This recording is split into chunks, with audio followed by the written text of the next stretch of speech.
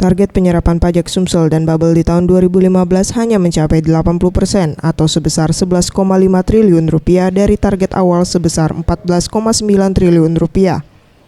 Sementara target nasional di tahun 2015 hanya tercapai 82% atau sebesar 1.055 triliun rupiah dari target awal sebesar 1.295 triliun rupiah.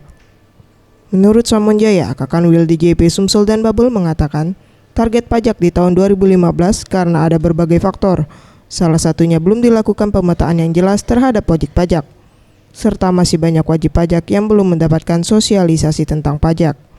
Kita belum semua petakan saja. Kemudian juga tidak cukup banyak wajib pajak itu kita sosialisasikan, sehingga kemarin pada saat akhir-akhir tahun itu membludak lah.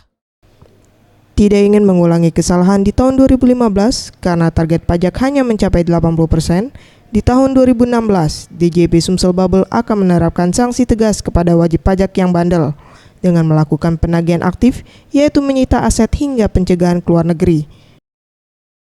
Mega Dwi Handayani, Ferry Jatinugroho, Sriwijaya TV.